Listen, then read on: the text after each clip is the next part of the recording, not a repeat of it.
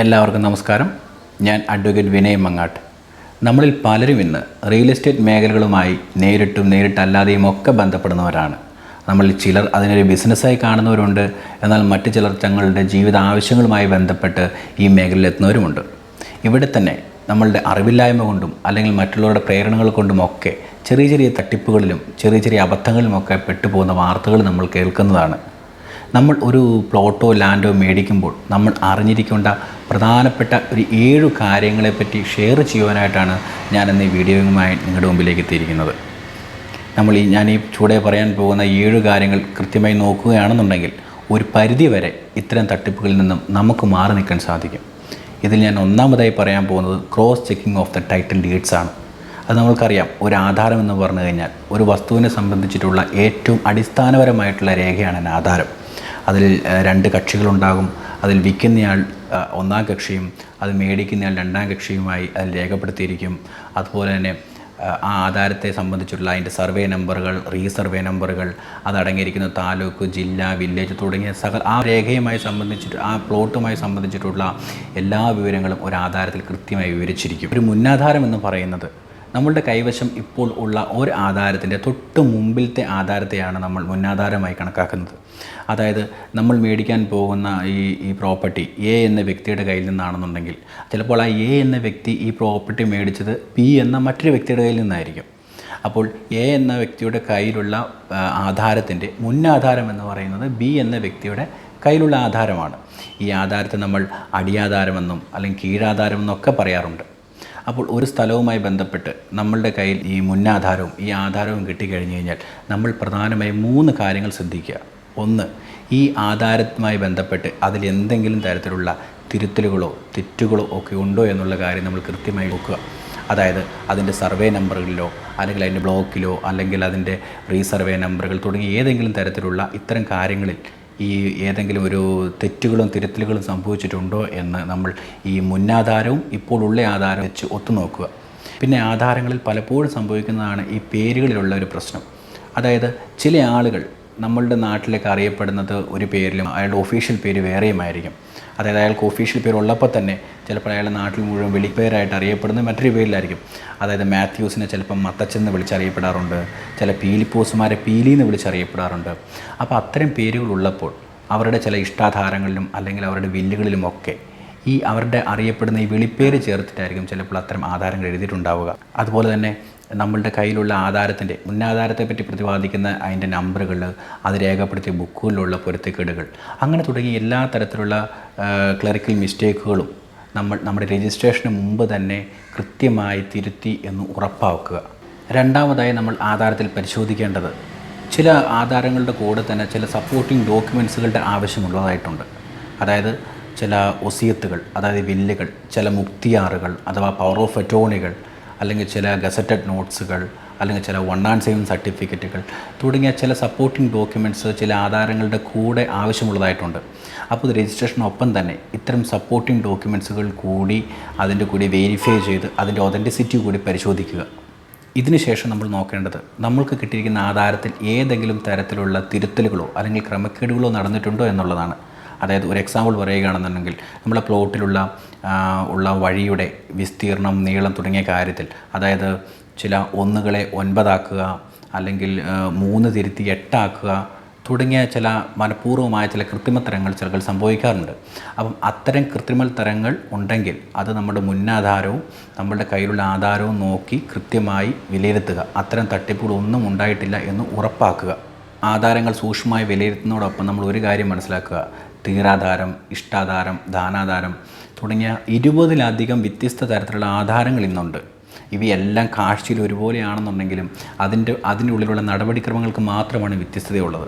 അപ്പോൾ നമ്മളുടെ കയ്യിൽ കിട്ടുന്ന ആധാരങ്ങൾ പുതിയ ആധാരവും മുന്നാധാരവും കൃത്യമായി വിലയിരുത്തുക. ഏറ്റവും പുതിയ ആധാരം തന്നെ നമ്മൾ കണ്ട് തിട്ടപ്പെടുത്തുക. അപ്പോൾ നമ്മൾ ഈ ആധാരവുമായി ബന്ധപ്പെട്ട് പറഞ്ഞ എല്ലാ കാര്യങ്ങളും നമ്മളുടെ രജിസ്ട്രേഷൻ ഡിപ്പാർട്ട്മെൻറ്റുമായി ബന്ധപ്പെട്ടതാണ്.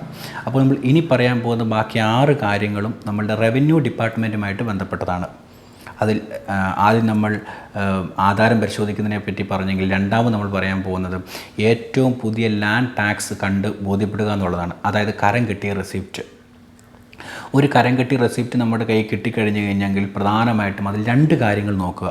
ഒന്ന് അതിൻ്റെ തണ്ടപ്പേര്, 2 അതിൽ വിശദാംശങ്ങൾ ഉൾക്കൊള്ളിച്ചിട്ടുള്ള ആളുടെ പേര്.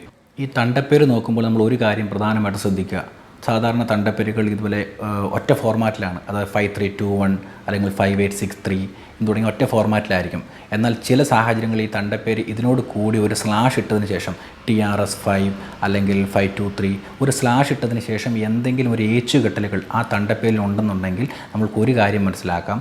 ഈ തണ്ടപ്പേരുമായി സംബന്ധിച്ച് നമ്മുടെ റവന്യൂ ഡിപ്പാർട്ട്മെൻറ്റിന് ചില നടപടിക്രമങ്ങൾ നടത്തിയിട്ടുണ്ട്, അല്ലെങ്കിൽ ചില പുനഃപരിശോധനകൾ നടത്തിയിട്ടുണ്ട്. അപ്പോൾ അത്തരം ഉണ്ടെന്നുണ്ടെങ്കിൽ അതിൻ്റെ കാര്യങ്ങൾ നമ്മൾ ഉറപ്പുവരുത്തുക. ഇതിന് ശേഷം നമ്മൾ ഈ ഏറ്റവും പുതിയ ലാൻഡ് ടാക്സിൽ നോക്കേണ്ടത് അതിൻ്റെ വിശദാംശങ്ങൾ അടങ്ങിയ ഭാഗമാണ്. ഈ വിശദാംശങ്ങൾ അടങ്ങിയ ഭാഗത്ത് ഇതിൻ്റെ ഓണറുടെ കൃത്യമായ പേരും ഡീറ്റെയിൽസും ഉണ്ടാകും. അപ്പം ഈ പേരിലുള്ള ആൾ തന്നെയാണ് ഇതിൽ കരം കെട്ടിയത് എന്ന് ഉറപ്പുവരുത്തുക. അത് അതിൻ്റെ ഏറ്റവും താഴെ ഭാഗത്ത് അതിൻ്റെ കരം കെട്ടിയ ആളുടെ പേരായിട്ട് അവിടെ കൊടുത്തിട്ടുണ്ടാകും. അപ്പോൾ ഈ വിശദാംശങ്ങൾ പറഞ്ഞ ആളും കരം കെട്ടിയ ആളും ഒരാൾ ആണെന്ന് ഉറപ്പുവരുത്തുക. ഇനി മൂന്നാമതായിട്ട് നമ്മൾ നോക്കുന്നത് R.O.R ആണത്.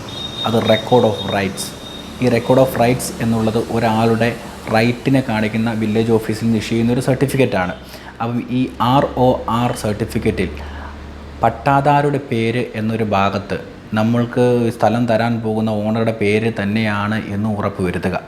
ഇനി നാലാമതായി നമ്മൾ പറയാൻ പോകുന്നത് B.T.R രജിസ്ട്രേഷനെ പറ്റിയാണ്. അതായത് നമ്മൾ വാങ്ങാൻ പോകുന്ന സ്ഥലം ഏത് തരത്തിലുള്ളതാണ്, ഏത് നിലമാണ് എന്ന് നമുക്ക് ഈ B.T.R രജിസ്ട്രേഷൻ നോക്കിയാൽ നമുക്ക് മനസ്സിലാവുന്നതാണ്. പ്രധാനമായിട്ടും സർക്കാരിൻ്റെ കണക്ക് പ്രകാരം നമ്മളുടെ എല്ലാ സ്ഥലങ്ങളെയും 3 ആയിട്ടാണ് തിരിച്ചിരിക്കുന്നത്. 1 പുരയിടമെന്നും, 2 അത് തോട്ടമായിട്ടും, 3 അതിന് നിലമായിട്ടും. നിലത്തെ അത് പുഞ്ച, അസ്ഥിര പുഞ്ച എന്ന് തുടങ്ങിയ ചില ഭാഗങ്ങളിലേക്ക് വീണ്ടും തിരിച്ചിട്ടുണ്ട്. അപ്പോൾ നമ്മൾ വാങ്ങാൻ ഉദ്ദേശിക്കുന്ന സ്ഥലം നമുക്ക് പുരയിടമോ തോട്ടമോ ആണെന്നുണ്ടെങ്കിൽ നമുക്ക് അവിടെ ഒരു ബിൽഡിങ്ങോ കൺസ്ട്രക്ഷനോ നടത്തുന്നതിന് യാതൊരു പ്രശ്നവുമില്ല. പക്ഷേ ഒരു കാര്യം ശ്രദ്ധിക്കുക, നമ്മൾ വാങ്ങാൻ പോകുന്ന സ്ഥലം സർക്കാരിൻ്റെ കണക്ക് പ്രകാരം ഒരു നിലമായി രേഖപ്പെടുത്തിയ സ്ഥലമാണ് എന്നുണ്ടെങ്കിൽ നമ്മൾ 2 കാര്യങ്ങൾ പ്രധാനമായും ശ്രദ്ധിക്കണം. അതിൽ ഒന്ന്, നമ്മൾ ഈ സ്ഥലം ഉള്ള പഞ്ചായത്തിൽ പോയിട്ട് ഈ സ്ഥലത്ത് ഒരു കൺസ്ട്രക്ഷൻ നടത്തുന്നതിന് ഒരു ബിൽഡിംഗ് പെർമിറ്റ് കിട്ടുന്നതിൽ എന്തെങ്കിലും ബുദ്ധിമുട്ടുകൾ ഉണ്ടോ എന്ന് നമ്മൾ അന്വേഷിക്കുക. 2, നമ്മൾ ഈ വാങ്ങാൻ പോകുന്ന സ്ഥലം, ആ നിലം സർക്കാരിൻ്റെ 2008 ഡാറ്റാ ബാങ്കിൻ്റെ ലിസ്റ്റിൽ ഉൾപ്പെട്ടതാണോ എന്നുകൂടി കൃത്യമായി പരിശോധിക്കുക. അത് ഡാറ്റാ ബാങ്കിൽ ഉൾപ്പെട്ടതാണോ എന്ന് നമുക്ക് കൃഷി ഓഫീസിലോ അല്ലെങ്കിൽ വില്ലേജ് ഓഫീസറെയോ കണ്ടാൽ അറിയാവുന്നതാണ്. അപ്പോൾ ഈ 2 കാര്യങ്ങൾ കൃത്യമായി ബോധ്യപ്പെടുത്തുക. അതായത് നമ്മളവിടെ ബിൽഡിംഗ് പെർമിറ്റ് കിട്ടുന്നതിൽ എന്തെങ്കിലും ബുദ്ധിമുട്ടുണ്ടെന്നുണ്ടെങ്കിലോ അല്ലെങ്കിൽ ഡാറ്റാ ബാങ്കിൽ ഉൾപ്പെട്ട സ്ഥലമാണ് ഇത് എന്നുണ്ടെങ്കിലോ ഒരു കാരണവശാലും അത്തരം സ്ഥലങ്ങളുമായിട്ടുള്ള കച്ചവടം നടത്താതിരിക്കുക. അത് ഡാറ്റാ ബാങ്കിൽ ഉൾപ്പെട്ട ഒരു സ്ഥലമൊക്കെ നമുക്ക് അവിടെ ഒരു കൺസ്ട്രക്ഷൻ നടത്തുക എന്ന് പറഞ്ഞാൽ തീർത്തും ഒരുപാട് നടപടിക്രമങ്ങൾ വേണ്ട കാര്യമാണ്, തീർത്തും അപ്രാപ്യമായ കാര്യമാണ്. നമ്മൾ വാങ്ങാൻ പോകുന്ന സ്ഥലം ഏത് തരത്തിലുള്ളതാണ് എന്ന് അറിയാൻ ഈ B.T.R രജിസ്ട്രേഷൻ പരിശോധിച്ചാൽ മതി. അതിന് നമ്മൾ ഒരു 283 രൂപ ചലാൻ നമ്മൾ വില്ലേജ് ഓഫീസിൽ പോയി അടയ്ക്കുകയാണെന്നുണ്ടെങ്കിൽ വില്ലേജ് ഓഫീസർ തൻ്റെ മുദ്ര വെച്ച ഒരു സർട്ടിഫിക്കറ്റായി നമുക്ക് തരുന്നതാണ്. അത് നോക്കിക്കഴിഞ്ഞ് കഴിഞ്ഞാൽ നമ്മുടെ ഏത് തരത്തിലുള്ള നിലം ആണ് നമ്മളുടെ, അല്ലെങ്കിൽ ഏത് തരത്തിലുള്ള രീതിയിലുള്ള നിലമാണ് നമ്മൾ വാങ്ങാൻ പോകുന്ന സ്ഥലം എന്ന് നമുക്കറിയാൻ പറ്റും. 5ാമതായി ഞാനിവിടെ പറയാൻ പോകുന്നത് എൻക്യുംബ്രൻസ് സർട്ടിഫിക്കറ്റിനെ പറ്റിയാണ്. അതായത് ബാധ്യത സർട്ടിഫിക്കറ്റ് അല്ലെങ്കിൽ കുടിയേറ്റ സർട്ടിഫിക്കറ്റ്. നമ്മൾ വാങ്ങാൻ പോകുന്ന സ്ഥലത്ത് ഏതെങ്കിലും തരത്തിലുള്ള ബാധ്യതകളോ അല്ലെങ്കിൽ ജപ്തി നടപടികളോ സ്വീകരിച്ചിട്ടുണ്ടോ എന്നറിയാൻ നമ്മൾക്ക് എൻക്യുംബ്രൻസ് സർട്ടിഫിക്കറ്റ് വിലയിരുത്തുന്നത് വഴി മനസ്സിലാകും. സാധാരണഗതിയിൽ എല്ലാ സഹകരണ ബാങ്കുകളുടെയും ചാർജുകൾ അല്ലെങ്കിൽ സഹകരണ ബാങ്കിലുള്ള ജപ്തി നടപടികൾ, ബാധ്യതകൾ ഇതിൽ ഈ എൻക്യുംബ്രൻസ് സർട്ടിഫിക്കറ്റ് വഴി മനസ്സിലാകും എന്നുണ്ടെങ്കിൽ പോലും ചില നാഷണലൈസ്ഡ് ബാങ്കുകളുടെ ഇത്തരത്തിലുള്ള നടപടികൾ നമ്മൾക്ക് എൻക്യുംബ്രൻസ് സർട്ടിഫിക്കറ്റ് വാങ്ങുന്ന വഴി കാണാൻ സാധിക്കുന്നതല്ല. അത് ചെറിയൊരു പോരായ്മയാണ് ഇതിൻ്റെ. 6ാമതായിട്ട് ഞാൻ ഡിസ്കസ് ചെയ്യാൻ പോകുന്ന കാര്യം പൊസഷൻ ആൻഡ് നോൺ അറ്റാച്ച്മെൻറ്റ് സർട്ടിഫിക്കറ്റിനെ പറ്റിയാണ്. പൊസഷൻ സർട്ടിഫിക്കറ്റ് എന്ന് പറഞ്ഞാൽ നമുക്ക് ഏകദേശം എല്ലാവർക്കും തന്നെ അറിയാം, അതായത് കൈവകാശ സർട്ടിഫിക്കറ്റ്. നോൺ അറ്റാച്ച്മെൻറ്റ് സർട്ടിഫിക്കറ്റ് എന്ന് പറഞ്ഞു കഴിഞ്ഞ് കഴിഞ്ഞാൽ ജപ്തിരഹിത സാക്ഷ്യപത്രം എന്നാണ്. അതായത് നമ്മുടെ എൻക്യുംബ്രൻസ് സർട്ടിഫിക്കറ്റിൻ്റെ കാര്യത്തിൽ പറഞ്ഞതുപോലെ തന്നെ ഏതെങ്കിലും തരത്തിലുള്ള കോടതി വ്യവഹാരങ്ങളോ ഏതെങ്കിലും തരത്തിലുള്ള ജപ്തി നടപടികളോ ഒക്കെ ഉണ്ടെന്നുണ്ടെങ്കിൽ നമ്മൾക്ക് ഒരു കാരണവശാലും നോൺ അറ്റാച്ച്മെൻറ്റ് സർട്ടിഫിക്കറ്റ് ലഭിക്കുന്നതല്ല.